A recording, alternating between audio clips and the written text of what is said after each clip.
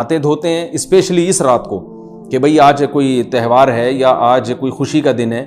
اور مٹھائیاں کھاتے ہیں یا حلوے پکاتے ہیں، تو وہ زبان سے اس کو تہوار نہ بھی کہیں، اپنے عمل سے یہ بتاتے ہیں کہ یہ تہوار ہے، جبکہ یہ تہوار نہیں ہے۔ اسلام میں کوئی اس کی ایک ضعیف روایت بھی نہیں ہے کہ آپ صلی اللہ علیہ وسلم نے، میرے علم میں نہیں ہے کم از کم، ہو سکتا ہے کوئی موضوع من گھڑت روایت موجود ہو جس میں کوئی کہیں بھی نہیں ہے کہ آپ صلی اللہ علیہ وسلم نے اس رات کو ہمیں نہانے کا حکم دیا ہو یا اچھے کپڑے پہننے کا حکم دیا ہو یا کھانے پینے کا یا حلوے کھلانے کا ہمیں حلوے مانڈے کا ہمیں حکم دیا ہو۔ تو اللہ کا واسطہ یہ بدعت ہے، اس کو ختم کریں اپنے معاشرے سے۔ اور اسلام میں تہوار کا ٹائم دن میں ہوتا ہے۔ عید الفطر، عید الاضحیٰ ہے جس میں ہم دن میں قربانی کرتے ہیں اور کھاتے ہیں پیتے ہیں نہاتے ہیں دھوتے ہیں، راتوں کے یہ کام نہیں ہے، رات کو آپ سوئیں یا عبادت کریں۔ تو ایک چیز تو یہ تھی جو میں بتانا چاہ رہا تھا۔ دوسری چیز، اس رات کو قبرستان جانا۔ دیکھیے اس بارے میں حدیث پیش کی جاتی ہے، مشہور حدیث ہے، لوگ سنتے رہتے ہیں کہ نبی صلی اللہ علیہ وسلم رات کو اٹھے اور امی عائشہ رضی اللہ تعالیٰ عنہ بھی آپ کے پیچھے چلی گئیں اور آپ صلی اللہ علیہ وسلم جنت البقیع میں مغفرت کی دعا مانگ کے تشریف لے آئے واپس۔ تو یہ حدیث انتہائی درجے کی ضعیف حدیث ہے، اور ایک تو ضعیف حدیث ہے، دوسری بات یہ کہ اگر ہم تھوڑی دیر کے لیے فرض کر لیں یہ صحیح حدیث ہے اور ہم کہتے ہیں کہ بھئی نبی صلی اللہ علیہ وسلم نے یہ عمل کیا ہے، تو صحابہ میں سے کسی سے ضعیف حدیث سے بھی ثابت نہیں ہے کہ کوئی اس رات قبرستان گئے ہوں۔ حضرت ابو بکر کے بارے میں کوئی روایت نہیں ملتی کہ اس رات قبرستان گئے ہوں، حضرت عمر کے بارے میں کوئی روایت نہیں ملتی، یا کسی ایک صحابی کے بارے میں نہیں۔ تو آپ مجھے بتائیں کہ یہ کیسی سنت ہے کہ جو صحابہ کی سمجھ میں نہیں آئی اور ہماری سمجھ میں آ گئی ہے؟ تو مشرکین مکہ یہ کہا کرتے تھے لو کان خیرن ما سبقونا الیہ، قرآن مجید کی آیت ہے کہ اگر یہ اسلام میں کوئی خیر ہوتی تو یہ صحابہ ہم سے پہل نہ کرتے، یہ صحابہ نے ہم سے پہل کیا ہے، اس کا مطلب ہے یہ اسلام خیر کا کام نہیں ہے۔ تو مشرکین کو صحابہ سے چونکہ نفرت تھی، اس لیے کہتے تھے کہ یہ چونکہ اسلام کو فالو کر رہے ہیں تو یہ اس کی علامت ہے کہ اسلام خیر نہیں ہے، کیونکہ خیر میں تو ہم صحابہ سے آگے ہوتے ہیں، اپنے بارے میں ان کا یہ اس خوش فہمی میں مبتلا تھے وہ۔ لیکن ہماری رائے کیا ہے؟ ہم یہ کہتے ہیں کہ لو کان خیرن لسبقونا الیہ، وہ کہتے تھے لا سبقونا، ہم کہتے ہیں لسبقونا، کہ اگر کوئی بھی خیر کا کام ہے تو صحابہ ہم سے ضرور اس میں پہل کریں گے، یہ ہو نہیں سکتا کہ خیر کا کام ہم کریں اور صحابہ نے نہ کیا ہو۔ تو اسی طرح میں یہ عرض کرتا ہوں کہ دیکھیں اگر قبرستان جانا اس رات میں سنت عمل ہوتا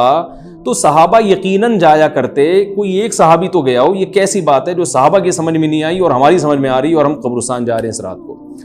چلیں اگلا اسٹیپ تھوڑی دیر کے لیے فرض کر لیتے ہیں کہ نبی صلی اللہ علیہ وسلم جو ایک رات قبرستان گئے، فرض کر لیں وہ حدیث بھی صحیح ہے، یہ بھی فرض کر لیں کہ صحابہ اگرچہ نہیں گئے مگر ہم صحابہ سے بھی زیادہ آگے نکلنے کی کوشش کرتے ہیں اور صحابہ کو سمجھ میں نہیں آیا، ہمیں سمجھ میں آ گیا، تو چلیں فرض کر لیں تھوڑی دیر کے لیے کہ اس رات کو جانا ہم سنت مان لیتے ہیں، آپ کے دلائل ہم مان لیتے ہیں اور صحابہ کی سمجھ میں نہیں آئے لیکن ہماری سمجھ میں زیادہ آ رہا ہے، ہم فرض کر لیتے ہیں، مان لیتے ہیں کہ اس رات قبرستان جانا سنت ہے۔ تو آپ مجھے بتائیں نبی نے جو عمل جس طرح سے کیا ہو اس طرح سے سنت ہوگا، یا آپ اپنی طرف سے جس کو ہم پشتوں میں کہتے ہیں اخپل طریقے سے کرنا سنت ہے؟ نبی نے فجر کی 2 رکعتیں پڑھی ہیں اور ہر رکعت میں 2 سجدے کیے ہیں، آپ اگر فجر کی 3 رکعتیں پڑھیں گے تو کیا نماز ہو جائے گی آپ کی؟ اب آپ دلیل میں یہ کہیں کہ نبی نے فجر کی نماز پڑھی ہے تو مجھ پر بھی لازم ہے، تو بھائی نبی نے پڑھی ہے تو جیسے نبی کے پڑھنے سے آپ پر پڑھنا لازم ہو گیا تو جس طرح سے پڑھی ہے اسی طرح پڑھنا لازم ہوگا، اخپل طریقے سے پڑھنا لازم نہیں ہوگا۔ تو اسی طرح یاد رکھیں، فرض کر لیں کہ نبی قبرستان گئے ہیں اور یہ قبرستان جانا سنت ہے، تو نبی کس طرح گئے ہیں اور کتنی دفعہ گئے ہیں؟ نبی رات کو چپکے سے اٹھ کے گئے ہیں، کوئی کسی کو آپ نے جمع نہیں کیا، کسی کو بتایا تک نہیں، جو اس حدیث سے پتہ چل رہا ہے ہمیں، اگرچہ یہ ضعیف حدیث ہے لیکن فرض کر لیں یہ صحیح ہے، تو کہیں پتہ بھی نہیں چل رہا، چپکے سے قبرستان گئے اور چپکے سے واپس آئے اور پوری زندگی میں ایک دفعہ گئے، جبکہ ہمارے ہاں ہر سال قبرستان میں لوگ جا رہے ہیں،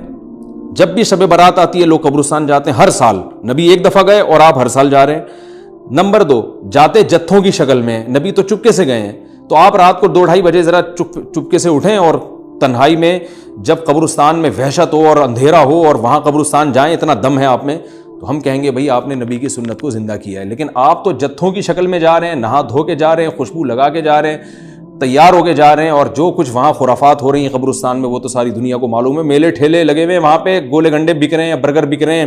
گول گپے بک رہے ہیں وہاں پہ اور پھول الگ بک رہے ہیں، ہار پھول قبروں پہ چڑھانے کے لیے. کیا بدماشی ہے یہ، کیا منہ دکھائیں گے رسول اللہ صلی اللہ علیہ وسلم کو قیامت کے دن؟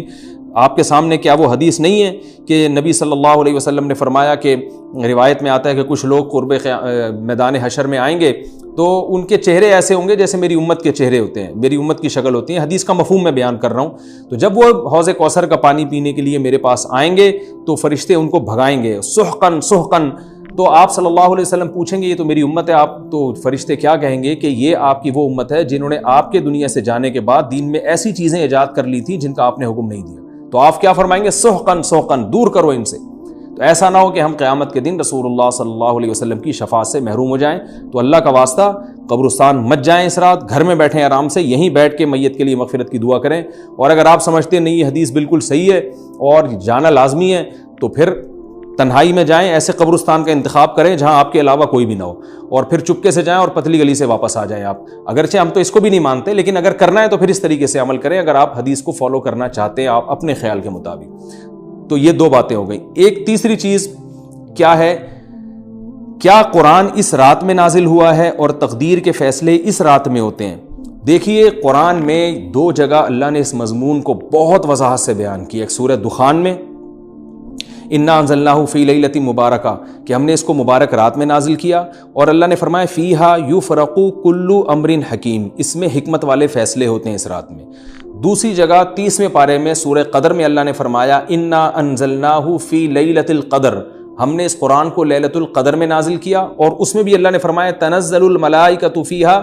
کہ فرشتے اس رات میں اترتے ہیں باذن ربہم من کل امر، تمام قسم کے معاملات لے کے. تو یہاں بھی اللہ بتا رہے ہیں کہ جو ایک سال کے فیصلے جس رات میں ہوتے ہیں اور فرشتوں کے حوالے کیے جاتے ہیں وہ رات اور قرآن کے نازل ہونے والی رات ایک ہی ہے، یہ الگ الگ راتیں نہیں ہیں. اور سورہ قدر میں اللہ نے فرما دیا واضح لفظوں میں کہ وہ لیلۃ القدر کی رات ہے. تو اتنی وضاحت کے بعد پھر یہ کہنا کہ اس رات میں قرآن نازل ہوا تھا جبکہ اس کے بارے میں کوئی صحیح حدیث موجود بھی نہیں ہے،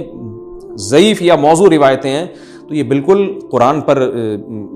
میں سمجھتا ہوں کہ یہ ٹھیک نہیں ہے، بالکل دلیل کے لحاظ سے یہ کمزور بات ہے. اگرچہ بعض علماء اس طرف گئے ہیں اور انہوں نے تعویل کی ہے، انہوں نے یہ تعویل کی ہے کہ قرآن جو ہے آسمان دنیا پہ آیا لیلۃ القدر میں اور وہاں سے جو نیچے نزول شروع ہوا ہے وہ شب برات میں ہوا ہے، لیکن یہ تعویل عقل سے بعید ہے اور اس تعویل کی ہمیں ضرورت بھی نہیں ہے. دو صحیح حدیثیں ٹکرا رہی ہوں یا قرآن کی آیت کسی ایسی متواتر حدیث سے ٹکرا رہی ہو تو پھر تو وہاں ہمیں تطبیق دینے کی ضرورت پیش آتی ہے. جب قرآن کے مقابلے میں کوئی حدیث ہی نہیں ہے، صحیح حدیث بھی نہیں ہے، حالانکہ قرآن کے مقابلے میں تو فقہا کہتے ہیں کہ اگر صحیح حدیث بھی ہو، متواتر نہ ہو، صحیح حدیث بھی ہو تو وہ بھی ظنی ہوتی ہے، تو اس حدیث کو رد کیا جائے گا، قرآن میں تعویل نہیں کی جائے گی. لیکن یہاں تو صحیح حدیث بھی نہیں ہے، یہاں تو ایک ضعیف روایت ہے اور ضعیف اقوال ہیں، آپ اس کو کیسے قرآن کے مقابلے میں لا سکتے ہیں؟ تو جو بالکل بے غبار بات ہے وہ یہی ہے کہ اللہ تعالیٰ نے قرآن مجید کو لیلۃ القدر میں نازل کیا جو رمضان کے آخری عشرے میں ہوتی ہے، اور اسی لیلۃ القدر میں فیصلے بھی ہوتے ہیں. اور بعض لوگ کہتے ہیں اس میں حرج کیا ہے کہ ہم 15 شعبان کو بھی فرض کر لیں، اس میں قرآن نازل ہوا اور لیلۃ القدر میں بھی. بھائی اس سے لیلۃ القدر کی ویلیو کم ہوتی ہے. اللہ تو لیلۃ القدر کی ویلیو بڑھا رہے ہیں کہ یہ ایسی رات ہے جس میں ایک سال کے فیصلے بھی کر دیے جاتے ہیں اور اس میں قرآن مجید کا نزول بھی شروع ہوا. تو جس رات کو اللہ نے جو پروٹوکول دیا ہے وہی پروٹوکول اس کو دینا چاہیے، آپ اس کو کسی اور رات کو نہ دیں وہ پروٹوکول. تو یہ تیسرا مسئلہ ہوا. پہلا مسئلہ حلوے مانڈے کا اور نہانے دھونے کا، وہ بھی غلط ہے. دوسرا مسئلہ قبرستان جانے کا، وہ بھی ٹھیک نہیں ہے. تیسرا مسئلہ کہ اس رات میں قرآن نازل ہوا اور فیصلے ہوتے ہیں، یہ تیسری بات بھی غلط ہے. نہ تو اس رات میں قرآن نازل ہوا اور نہ اس رات میں فیصلے ہوتے ہیں. چوتھی چیز کہ کیا اس رات کی میں عبادت کی کوئی فضیلت ہے سرے سے یا نہیں ہے، یہ ایک علمی مسئلہ ہے. تو اس بارے میں خوب اچھی طرح سمجھ لیں کہ اس بارے میں جتنی بھی احادیث ہیں جو اس رات کی فضیلت کے بارے میں ہیں کہ بنو کلب کی بکریوں کے برابر مغفرت ہوتی ہے اور بکریوں کے بالوں کے برابر، اور یا جو بھی اس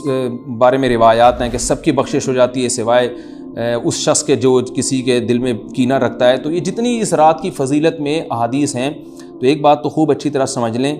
اس پر تمام محدثین کا، جہاں تک میں نے دیکھا ہے، تمام محدثین کا اتفاق ہے کہ اس کی فضیلت میں صحیح حدیث ایک بھی نہیں ہے. اس رات کی فضیلت میں ایک بھی صحیح حدیث موجود نہیں ہے، لیکن ضعیف روایتیں اتنی کثرت سے ہیں کہ ایک الگ محدثین کا اصول ہے کہ جب ضعیف روایتیں کی سندیں زیادہ ہو جائیں تو وہ حسن بن جاتی ہے، یعنی قابل قبول ہو جاتی ہے وہ، کیونکہ بہت ساری کمزور چیزیں مل کے اس میں کچھ قوت پیدا کر دیتی ہیں۔ تو اب جن علماء نے احادیث کے ضعف کی طرف دیکھا کہ ایک بھی صحیح روایت نہیں ہے، انہوں نے اس رات کا بالکلیہ انکار کر دیا کہ اس رات کی سرے سے کوئی فضیلت نہیں ہے۔ لیکن جن علماء نے اصول حدیث کی طرف دیکھا اور فقہ کے ایک اصول کی طرف دیکھا کہ کثرت روایات درجہ حسن تک پہنچ جاتی ہیں، ضعیف روایات، تو انہوں نے کہا کہ بالکل اس رات کی فضیلت کا انکار ہی سرے سے کر دینا یہ غلط ہے۔ تو جمہور اس طرف گئے ہیں کہ اس رات کی فضیلت کا بالکلیہ انکار کر دینا یا اس کی عبادت کی فضیلت کا بالکلیہ انکار کر دینا یہ ٹھیک نہیں ہے، لیکن کچھ علماء، وہ بھی بڑے محقق علماء ہیں، وہ اس طرف گئے ہیں کہ اس رات کی سرے سے کوئی فضیلت اسلام میں ہے ہی نہیں۔ اب میں دونوں طرف کے علماء کا کچھ تھوڑا سا تجزیہ پیش کرتا ہوں۔ تو جو علماء یہ کہتے ہیں کہ اس رات کی فضیلت ہے اور فضیلت میں کثرت سے روایات ہیں اور اس میں بڑے بڑے علماء داخل ہیں، امام شافعی رحمہ اللہ تعالیٰ جیسے مجتہد بھی ہیں جو اس رات کی فضیلت کے قائل ہیں، باقی ائمہ سے مجھے جو ہے نا امام ابو حنیفہ سے کچھ نہیں ملا اس رات کی فضیلت کے بارے میں، اور امام احمد ابن حنبل سے بھی مختلف روایات ملی ہیں، اس لیے میں جزم سے کسی اور امام کے بارے میں نہیں کہہ سکتا، لیکن امام شافعی سے بہرحال اس کی فضیلت صراحتاً منقول ہے، اگرچہ انہوں نے بھی اعتراف کیا ہے کہ اس کی روایات کے بارے میں جتنی اس بارے میں روایات ہیں وہ ضعیف ہیں، لیکن وہی ایک اصول ہے کہ جب ضعیف روایات بہت کثرت سے ہوتی ہیں تو درجہ حسن تک پہنچ جاتی ہیں۔ تو اس اصول کے تحت جمہور اس کے قائل ہیں کہ اس رات میں عبادت اگر ہم کرتے ہیں تو دوسری راتوں کی نسبت ہمیں ثواب زیادہ ملتا ہے، لیکن جو بعض دوسرے علماء جو بالکل ہی اس رات کی فضیلت کے منکر ہیں، ان کے دلائل میں یہ ہے کہ یہ بات اگرچہ درست ہے کہ اگر ضعیف روایات کثرت سے ہوں تو وہ درجہ حسن تک پہنچ جاتی ہیں، لیکن وہ کہتے ہیں کہ کچھ قرائن ایسے ہیں جن قرائن سے پتہ چلتا ہے کہ جو ہے ان قرائن کو اگر سامنے رکھا جائے تو وہ ان کی رائے یہ ہے کہ پھر ان کا خیال یہ ہے کہ ان کا رجحان اس طرف ہے کہ اس رات کی سرے سے کوئی فضیلت نہیں ہے۔ ان قرائن میں ایک چیز یہ بھی ہے کہ اس کے بارے میں جو روایات ہیں ان میں بہت زیادہ ثواب کی بشارت سنائی گئی ہے۔ تو بعض محدثین کا یہ اصول ہے کہ کسی رات کے بارے میں یا کسی خاص عمل کے بارے میں بہت زیادہ کہیں غلو ہوتا ہے یا مبالغہ ہوتا ہے، غلو تو نہیں کہہ سکتے، تو یہ خود ایک اس طرف اشارہ ہوتا ہے کہ یہ ایک ضعف ہے، اگرچہ یہ کوئی اتنی مضبوط بات نہیں ہے، لیکن بہرحال جو علماء اس کی فضیلت کے بالکل منکر ہیں ان کی ایک دلیل میں آپ کے سامنے پیش کر رہا ہوں۔ دوسری بات یہ ہے کہ جو علماء اس کی فضیلت کے بالکل بھی قائل نہیں ہیں، ان کی ایک بڑی دلیل یہ بھی ہے، جن میں ہمارے شیخ حضرت مفتی رشید احمد صاحب رحمہ اللہ تعالیٰ بھی تھے، اگرچہ انہوں نے اس بارے میں کوئی صراحتاً فتویٰ نہیں دیا، لیکن وہ یہ اشکال ظاہر کیا کرتے تھے کہ شریعت میں جب بھی کسی وقت کی یا کسی خاص رات کی کوئی فضیلت آتی ہے تو اللہ تعالیٰ اس کو جو ہے وہ اس کا صحیح ٹائم نہیں بتاتے، بلکہ اس میں اختلاف ڈال دیتے ہیں۔ اس کی مثال ایسے جیسے جمعے کے دن حدیث میں آتا ہے کہ ایک وقت جمعے میں ایسا آتا ہے جس میں دعا لازمی قبول ہوتی ہے، اب ظاہر ہے وہ بڑا فضیلت کا وقت ہے، تو وہ وقت ہمیں متعین طور پہ بتایا نہیں گیا ہے، اس لیے علماء کا اس میں اختلاف ہوا، بعض نے کہا عصر کے بعد، بعض نے کہا کہ 2 خطبوں کے درمیان۔ لیلۃ القدر کو دیکھ لیں، لیلۃ القدر کی فضیلت میں قرآن بھی ہے، بہت ساری احادیث ہیں، لیکن لیلۃ القدر کی رات ہے کون سی یہ اللہ نے اس میں ابہام ڈال دیا۔ طاق راتوں میں 21 بھی ہو سکتی ہے، 23 بھی ہو سکتی ہے، بعض بلکہ حدیث سے 22ویں رات کا بھی ہونا ثابت ہے، زیادہ امکان 27ویں رات کا ہوتا ہے، تو وہ متعین نہیں ہے۔ تو جو علماء کہتے ہیں اس کی سرے سے کوئی فضیلت ہی نہیں ہے، ان کا رجحان وہ ان کی ایک یوں سمجھیں کہ دلیل تو نہیں لیکن ایک استئناس کہتے ہیں اس کو، کہ اس سے ان کے اس نظریے کو تقویت ملتی ہے کہ اگر یہ اس کی اتنی زیادہ فضیلت ہے تو اس کی تعیین میں اختلاف بالکل بھی نہیں ہے، تو یہ وہ کہتے ہیں کہ یہ مزاج شریعت کے خلاف ہے۔ اور تعیین میں اختلاف ہوتا کیوں ہے؟ علماء نے یہ بیان کیا اگر لیلۃ القدر کو متعین طور پہ بیان کر دیا جاتا نا کہ یہی لیلۃ القدر ہے تو بہت ساری اس میں جو ہے نا حکمتیں فوت ہو جاتی، جن میں ایک یہ بھی کہ اس رات میں جہاں عبادت کا ثواب بہت ہے، گناہ کا عذاب بھی بہت ہے، پھر اگر اس رات میں کوئی گناہ کرتا تو وہ اللہ کے عذاب سے نہ بچ پاتا، کیونکہ وہ اللہ متعین کر دیا کہ یہ لیلۃ القدر ہے، تو کیسے تم اس میں گناہ کر رہے ہو؟ اب معاملہ اللہ نے مبہم رکھ دیا کہ بھئی یہ بھی ہو سکتی ہے تو اگلے دن بھی ہو سکتی ہے، اور ایک فائدہ یہ بھی اس میں رکھا متعین نہ کرنے میں کہ لیلۃ القدر انہی کو ملے جو تلاش کریں، جو پورا عشرہ جاگیں گے ان کو لیلۃ القدر ملے گی۔ اگر اللہ اسپیسیفک دن بتا دیتا کہ 21ویں ہے، 23ویں ہے یا 25ویں ہے یا 22ویں ہے تو بہت سارے لوگوں کو لیلۃ القدر مل جاتی۔ تو اللہ نے جو مبہم رکھا ہے نا، تو ایک رات کی فضیلت اللہ نے بڑھا دی مگر اس کی تعیین میں ابہام پیدا کر دیا تاکہ جو پورا عشرہ جاگے گا اسی کو لیلۃ القدر ملے گی، اس کے علاوہ ہر آدمی کو نہ ملے۔ وہ ایک اللہ کی ایک حکمت ہو سکتی ہے اس میں۔ تو یہ دو حکمتیں ہیں کہ اس میں گناہ اگر کوئی کرے تو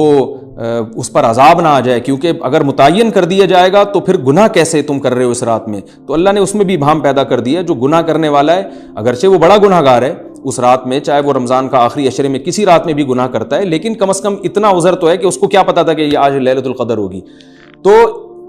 جو 15 شعبان کی رات ہے اس کی بہت زیادہ فضیلت ہے، تو پھر یہ رات کو متعین کیوں کر دیا گیا؟ یہ ان علماء کی دلیل میں بیان کر رہا ہوں جو اس کی فضیلت کے بالکل بھی قائل نہیں ہیں، لیکن بہرحال حقیقت یہ ہے کہ جمہور علماء اس کی فضیلت کے قائل ہیں، کیونکہ یہ جو میں نے دلائل دیے کہ وہ علماء جو اس کی فضیلت کے سرے سے منکر ہیں ان کے یہ دلائل کو ہم دلیل نہیں کہیں گے بلکہ استیناس کہیں گے، کہ استیناس کہتے ہیں کہ ایک چیز استدلال نہیں ہے بلکہ ان اپنے نظریے کی تقویت کے طور پر ایک چیز کو پیش کر دینا جس سے یہ لگتا ہو کہ واقعی یہ صحیح کہہ رہے ہیں، اس کو استیناس کہتے ہیں، میں جو آسان لفظوں میں سمجھانے کی کوشش کر رہا ہوں۔ اور ایک استدلال کہتے ہیں کہ ایک ریسرچ کو، ایک پوری تحقیق کو۔ تو جمہور کا مذہب ایک اصول پر مبنی ہے کہ بھئی اتنی ساری روایات ہیں اور ضعیف ہیں، ان میں ٹھیک ہے کچھ موضوع بھی ہیں لیکن بہت ساری ایسی ہیں جو موضوع بھی نہیں ہیں، تو ضعیف روایات ہیں جب اتنی کثرت سے ہیں اور اس میں ہے بھی عبادت کا تذکرہ تو عبادت کرنے میں کوئی حرج بھی نہیں ہے، تو لہذا انہوں نے اس کو جو ہے نا اس کو دلیل بنایا ہے اور اصول کے لحاظ سے یہ بات درست ہے۔ تو اس اصول کو اگر کوئی فالو کرنا چاہے تو اس رات کی عبادت اس کے لیے بالکل ٹھیک ہے اور اللہ کی رحمت سے امید ہے کہ اس میں اس کو ثواب زیادہ ملے گا۔ تو جمہور ایک طرف ہیں اور بعض علماء دوسری طرف ہیں۔ تو یہ میں نے صرف اس لیے بیان کر دیا کہ اس رات کی فضیلت میں اتفاق نہیں ہے بلکہ مختلف فی ہے، مجتہد فی ہے، اختلاف رائے اس میں ہو سکتا ہے۔ تو اگر کوئی عالم اس رات کی فضیلت کا بالکلیہ انکار کرے